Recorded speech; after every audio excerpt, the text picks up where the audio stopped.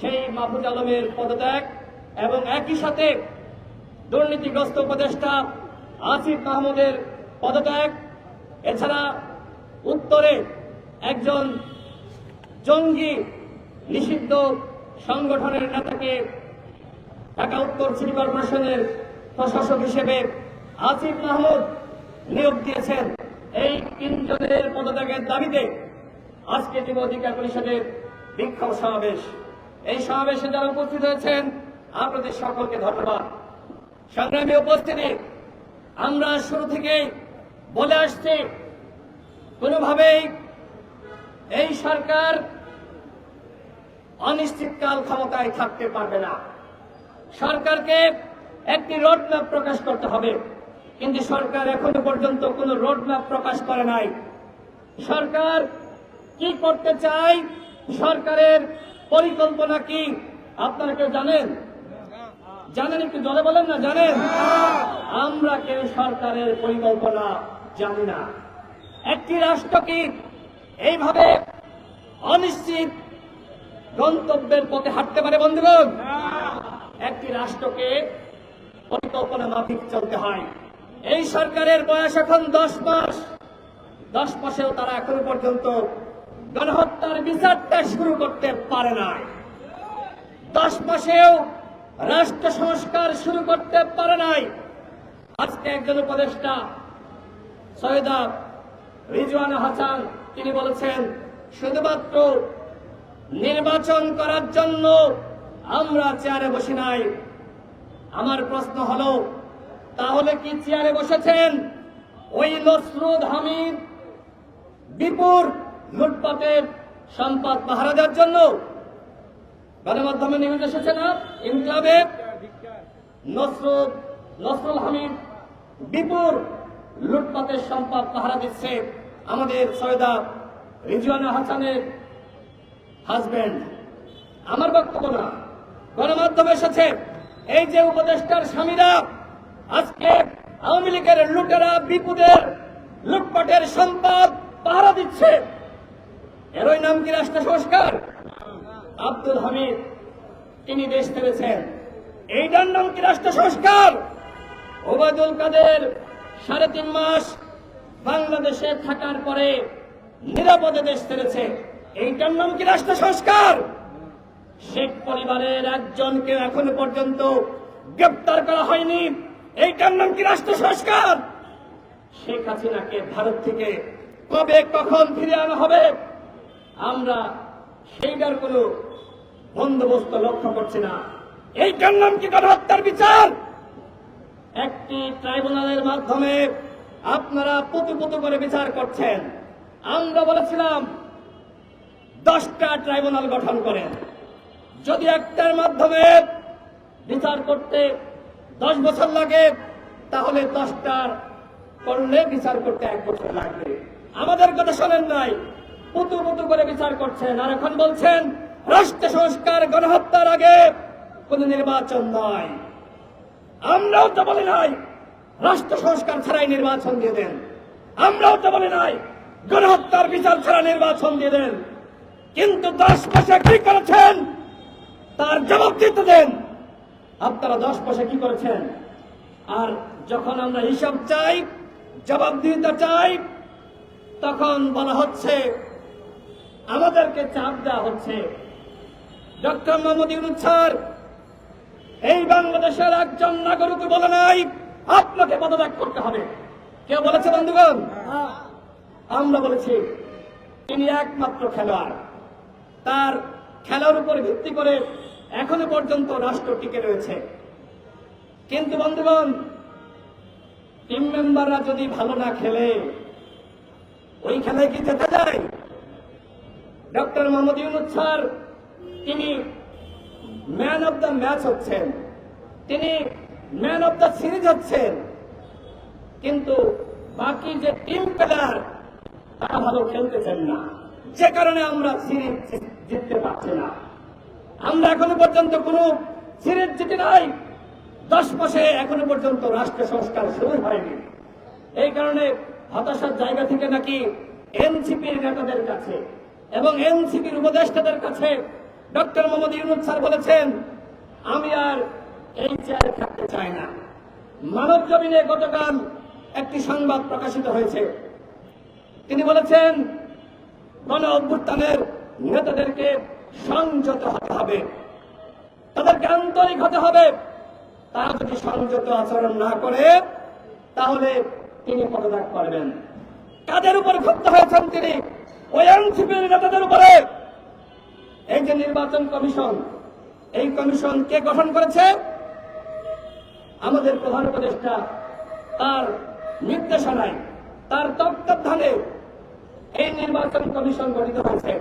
কিন্তু আমরা দেখলাম এনসিপির নেতারা তাদের এনসিপির উপদেষ্টাদের পরামর্শে, মানে আসিফ মাহমুদ এবং মাহফুজ আলমের পরামর্শে নির্বাচন কমিশন ঘেরাও করতে গেছে। এই খবর ডক্টর মোহাম্মদ ইউনূস স্যার জেনে গিয়েছেন। এই কারণে তিনি বলেছেন যে তোমরাই তো অন্যান্য দল সংগঠনের আন্দোলনের পথ দেখিয়ে দিয়েছ, তোমরা যমুনা ঘেরাও করেছ, এরপরে বাকিরা যমুনা ঘেরাও করতে এসেছে। তাহলে আপনারাই বলেন, প্রিয় সাংবাদিক ভাইরা, উপস্থিত বন্ধুগণ, ডক্টর ইউনূস স্যার কাদের উপর ক্ষুব্ধ হয়ে পদত্যাগ করতে চেয়েছে? আমাদের উপরে? কাদের উপরে? এনসিপির নেতাদের উপরে। এই কারণে তারা নাহিদ ইসলাম এসেই বলল স্যার পদত্যাগ করতে চান, এরপরে অন্যান্যরা এসে বলল স্যার পদত্যাগ করতে চান, শেষ রাতে এসে বলল তারা, মানে তারা আবার বলল না স্যার পদত্যাগ করতে চান না। এই যে পদত্যাগের নামে নাটক করা হলো, এই নাটক কেন করা হলো আমরা সেই প্রশ্ন করতে চাই। আমরা তো শুরু থেকে বলেছি ডক্টর মোহাম্মদ ইউনূস স্যার পদত্যাগ করবেন না। তিনি যে দায়িত্ব নিয়েছেন তাকে অবশ্যই সেই দায়িত্ব শেষ করতে হবে। দায়িত্ব শেষ করার আগে তিনি পদত্যাগ করতে চাইলেও আমরা তাকে পদত্যাগ করতে দিব না। তার উপরে আমাদের আস্থা বিশ্বাস রয়েছে, তাকে আমরা সেই দায়িত্ব দিয়েছি। তিনি বাংলাদেশের সম্পদ, তিনি 18 কোটি মানুষের নেতা। ইউনূস স্যার, আপনাকে আমরা ছাড়ব না, আপনাকে আমরা পদত্যাগ করতে দিব না। আপনারা যারা উপদেষ্টা পরিষদে অন্যান্যরা রয়েছেন তাদেরকে বলবো, আপনারা ভালো হয়ে যান। আপনারা গুলিবাজি করছেন, ডক্টর মোহাম্মদ ইউনূস স্যারকে নির্বাচন নিয়ে বিভ্রান্ত করছেন। এই যে এত সংস্কার, এগুলো কেন? একটি অবাধ সুষ্ঠু নিরপেক্ষ নির্বাচনের জন্য। বাংলাদেশের শেখ হাসিনা নির্বাচনী ব্যবস্থা ধ্বংস করে দিয়েছিল। যদি নির্বাচনী ব্যবস্থা বাংলাদেশে থাকতো তাহলে কি শেখ হাসিনার পয়দা হতো? ফ্যাসিবাদের পয়দা হতো? হতো না। সুতরাং নির্বাচন একটি গুরুত্বপূর্ণ বিষয়। এখন এই কথা বললেন না যে শুধুমাত্র নির্বাচন করার জন্য ক্ষমতায় বসে নাই, শুধু এই কথা বললে আপনারা পার পাবেন না। আমরাও রাষ্ট্র সংস্কার চাই, কিন্তু পারেন নাই। 10 মাসে কিচ্ছু করতে পারেন নাই, শুধু নিজেদের আখের গোছা গোছাইছেন, সম্পদ অর্জন করেছেন, আওয়ামী লীগের লুটেরা সম্পদ সেটির পাহারা দিয়েছেন। আওয়ামী লীগকে তো নিষিদ্ধ করার দাবিতে আমরাই গণ অধিকার পরিষদ 64 জেলায় ডিসির মাধ্যমে প্রধান উপদেষ্টা বরাবর স্মারকলিপি দিয়েছি। এই ঢাকার রাজপথে অসংখ্য মিছিল করেছি, প্রোগ্রাম করেছি, সাংবাদিক ভাইরা সাক্ষী। কিন্তু কেন আইন মন্ত্রণালয়ের পক্ষ থেকে ক্যাবিনেটে উপস্থাপন করা হয়েছিল সংগঠন হিসেবে আওয়ামী লীগের বিচার করতে হবে? এই জন্য আন্তর্জাতিক অপরাধ ট্রাইব্যুনালের যে খসড়া, সেখানে সেই দাবি বা বিধান অন্তর্ভুক্ত করা হয়েছিল। কিন্তু কেন ক্যাবিনেটে পাশ হলো না? কেন? আপনারা যদি আওয়ামী লীগকে তখনই নিষিদ্ধ করতেন তাহলে তো এই আন্দোলনটা হইতো না। আপনারা আপনাদের দায়িত্ব সঠিকভাবে পালন করছেন না। এই কারণে আজকে মানুষ তার দাবি দেওয়া আদায় করার জন্য রাজপথে নামছে। সংগ্রামী সাথী বন্ধুগণ, আমি বক্তব্য শেষ করব, তার আগে দুটি কথা বলতে চাই। দেশ এখন গভীর সংকটের মধ্যে রয়েছে। মানবিক করিডর, এইটা নিয়ে এক একজন উপদেষ্টা এক এক রকম বক্তব্য দিয়েছে। আর এই কারণেই আজকে কনফিউশন তৈরি হয়েছে, জটিলতা তৈরি হয়েছে। চট্টগ্রাম বন্দর নিয়ে যে ষড়যন্ত্র চলছে, আপনারা বলছেন বাংলাদেশের কোম্পানিগুলো লুটেরা, বাংলাদেশে বিদেশ থেকে ভাড়া করে এনে কোম্পানিকে দায়িত্ব দিতে হবে। তাহলে এই কোম্পানিগুলো লুটেরা কোম্পানি, তাদেরকে বিলুপ্ত ঘোষণা করেন, বাতিল করে দেন। আর একটি কথা, এদেশের মানুষ যদি খারাপ হয়ে থাকে তাহলে এক কাজ করেন, আপনারা যেহেতু পারতেছেন না, এই বিদেশ নির্ভর উপদেষ্টারা আপনারাও তো পারতেছেন না, তাহলে ওই আমেরিকা থেকে ইউরোপ থেকে উপদেষ্টা হায়ার করে আনেন, তাদের হাতে দায়িত্ব দিয়ে দেন। আপনারা তো তাই করতেছেন। আজকে কই থেকে কি আসতেছে আমরা বাংলাদেশের মানুষ জানি না। এই মানবিক করিডোর, চট্টগ্রাম বন্দর বিদেশিদের হাতে তুলে দেওয়ার ষড়যন্ত্র আমরা মানতে পারি না। আমাদের স্পষ্ট কথা, যে সকল কোম্পানি বিতর্ক মুক্ত, সেই কোম্পানিগুলোকে চট্টগ্রাম বন্দরের কাজ দিতে হবে। দেশের সম্পদ দেশেই রাখতে হবে। যদি লজিস্টিক সাপোর্ট প্রয়োজন হয়, আপনারা বিদেশ থেকে টেকনিশিয়ান ভাড়া করেন, কিন্তু আমার দেশের নিরাপত্তা বিঘ্নিত হয় এরকম কোন সিদ্ধান্ত আমরা মানব না। মানবিক করিডোর আমরা মানি নাই, ভবিষ্যতে মানব না। দেশের স্বাধীনতা সার্বভৌমত্বের জন্য হুমকি হয় এরকম কোন সিদ্ধান্ত অন্তর্বর্তীকালীন সরকার কেন, আগামীতেও যে সরকার আসবে সেই সরকার সেই সিদ্ধান্ত নিতে পারবে না। আমরা দেখেছি এই যে বিজনেস সামিট, আমাদের বলা হলো যে বিদেশ থেকে হাতি আসতেছে, মানে বিনিয়োগ আসতেছে। এখনো পর্যন্ত কে কে বিনিয়োগ করেছে? দুদিন পর পর আন্দোলন, যমুনা ঘেরাও, শাহবাগ ঘেরাও, ঢাকা বিশ্ববিদ্যালয় আন্দোলন, পল্টন অবরোধ। বিদেশিরা এগুলো দেখে না? তাদের এজেন্ট কি দেশে নাই? তাদের গোয়েন্দা সংস্থা নাই? একটি অস্থিতিশীল রাষ্ট্রে কোন বিদেশি এসে বিনিয়োগ করবে না, এটা একটা কমন হিসাব, পাগলেও বোঝে। আর আপনার উপদেষ্টারা আপনারা বোঝেন না? যে স্বপ্ন পূরণ করতে পারবেন না সেই স্বপ্ন কেন মানুষকে দেখান? হাসিনাও এই স্বপ্ন দেখিয়েছিল, উন্নয়ন উন্নয়ন উন্নয়ন। এই উন্নয়নের স্বপ্ন দেখিয়ে গাল গল্প বলে জনগণকে বিভ্রান্ত করতে পারবেন না। আজকে এই জনগণ এখানে যারা আছে এরা সবাই সচেতন।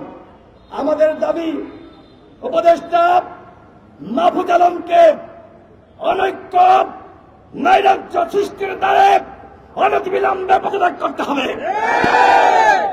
এছাড়া দুর্নীতিগ্রস্ত উপদেষ্টা আসিফ মাহমুদকে পদত্যাগ করতে হবে। তার এপিএস মাল কামাই, আর সে কি মালের ভাগ পায় না? দুবাই গিয়েছিল কেন? বেসরকারি সফরে, কোন প্রটোকল নাই। কার সাথে মিটিং করেছে আমরা সেটা জানতে চাই। দুদককে বলবো, তার এপিএস কে ডাকতেছেন, তানভীরকে ডাকতেছেন, ডাকলেই শুধু হবে, গ্রেপ্তার করা লাগবে না। আদালতে না নিয়ে, জেলে না ভরে, রিমান্ডে না নিয়ে আপনারা কিসের তদন্ত করতেছেন? এরকম করতে থাকলে দুদকের উপরে মানুষের আস্থা থাকবে না। অনতিবিলম্বে যাদের নাম এসেছে ওই দুর্নীতিবাজ এপিএস, ওদেরকে গ্রেফতার করতে হবে। এবং একজন নিষিদ্ধ সংগঠনের নেতা, সে কিভাবে ওই চেয়ারে বসলো? কত টাকার বিনিময়ে? সামাজিক যোগাযোগ মাধ্যমে শুনছি 60 কোটি টাকা লেনদেন হয়েছে।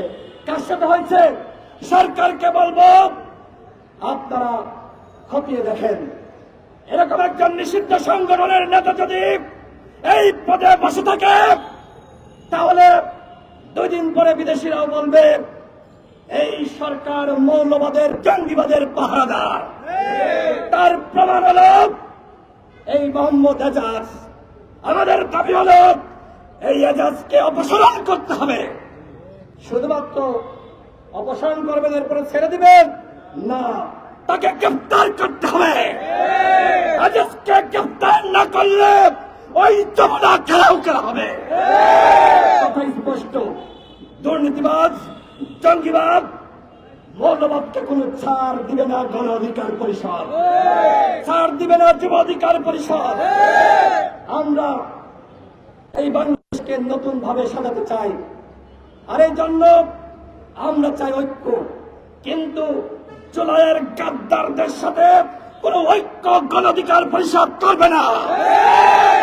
ঐক্য আছে, আমাদের সবার মধ্যে ঐক্য আছে, কিন্তু যারা এই জুলাইয়ের চেতনা বিক্রি করে জনগণের সাথে বেইমানি করেছে, তামাশা করেছে, যারা প্রতারণা করেছে, যারা জনগণকে ধোঁকা দিয়েছে, ওদের ডাকে আর কোনো ঐক্য হবে না। গণ অধিকার পরিষদ আজকে এই সমাবেশ থেকে ঐক্যের আহ্বান করছে।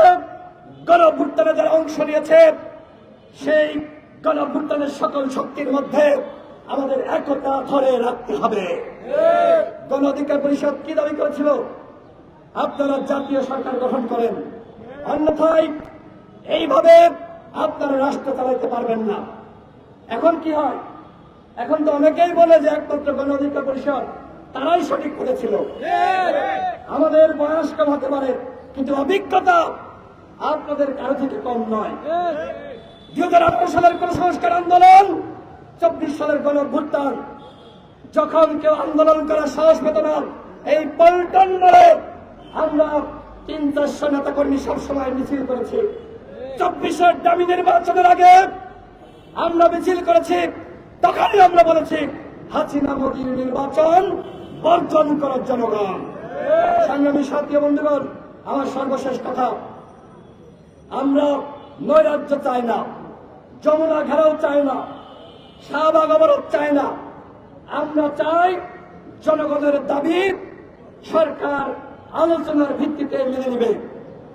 সরকার যদি ডোন্ট কেয়ার মনোভাব দিয়ে কাজ করতে চাই, আমরা সরকারকে সহযোগিতা করতে পারবো না। আমাদের সর্বশেষ কথা হলো, আগামী সেপ্টেম্বরের মধ্যে জাতীয় নির্বাচনের তফসিল ঘোষণা করতে হবে এবং ডিসেম্বরের মধ্যে জাতীয় নির্বাচনের আয়োজন করতে হবে। আমরা আপনাদেরকে সময় দিয়েছিলাম, ইতিমধ্যে 10 মাস চলছে, 9 মাস পার হয়ে গেছে। গণহত্যার বিচার করতে পারেন নাই, আওয়ামী লীগের কিছুই জিততে পারেন নাই। 28 অক্টোবর 2023 সালে এই পল্টন থেকে, সারা দেশ থেকে বিএনপি জামাত গণ অধিকার পরিষদের 28,000 নেতাকর্মী গ্রেপ্তার করেছিল। এত বড় গণ অভ্যুত্থান, 2000 শহীদ, 30,000 আহত যোদ্ধা, এখনো পর্যন্ত আওয়ামী লীগের 3,000 কেউ আপনারা গ্রেপ্তার করতে পারেন নাই। তার মানে কি? তার মানে এই সরকারের কতিপয় উপদেষ্টা যেমনি ভাবে সাবের মাননের জামিন করাচ্ছে, ঠিক একইভাবে আওয়ামী লীগের পাহারা দিচ্ছে, আওয়ামী লীগের পুনর্বাসন করছে। আওয়ামী লীগ গঠনের সাথে তারা জড়িত ছিল।